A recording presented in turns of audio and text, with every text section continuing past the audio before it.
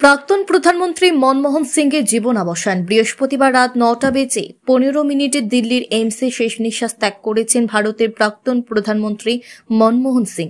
পরিবার সূত্রে খবর, তীব্র শ্বাসকষ্টের সমস্যায় ভুগছিলেন তিনি। বৃহস্পতিবার রাত 8টা নাগাদ দিল্লির All India Institute of Medical Science এইমসে ইমার্জেন্সি ডিপার্টমেন্টে ভর্তি করা হয় তাকে। মৃত্যুকালে তার বয়স হয়েছিল 92 বছর। অসুস্থতার খবর পাওয়া মাত্রই হাসপাতালে পৌঁছে যান কংগ্রেস সাংসদ প্রিয়াঙ্কা গান্ধী। কর্ণাটকের বেলাগাভি থেকে তড়িঘড়ি দিল্লি ফিরে আসেন রাহুল গান্ধী এবং মল্লিকার্জুন খাড়গেরাও। আসেন সোনিয়া গান্ধীও।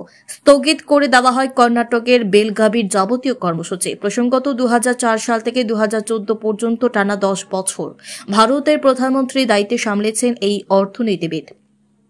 1982 সালে 16 সেপ্টেম্বর থেকে 1985 সালের 14 জানুয়ারি পর্যন্ত রিজার্ভ ব্যাংকের গভর্নর পদেও আসীন ছিলেন তিনি। পিভি নরসিংহ সিং রাওয়ের মন্ত্রিসভায় অর্থমন্ত্রীর দায়িত্ব সামলেছেন তিনি টানা 33 বছর। রাজ্যসভার সাংসদ থাকলেও এ বছরই তার মেয়াদ শেষ হয়। যদিও বেশ কিছু বছর ধরেই তাকে আর সরাসরি রাজনীতির ময়দানে সেই অর্থে দেখা যায়নি। মনমোহন সিংয়ের প্রয়াণে শোক ব্যক্ত করেছেন প্রধানমন্ত্রী নরেন্দ্র মোদী সহ অনেকেই।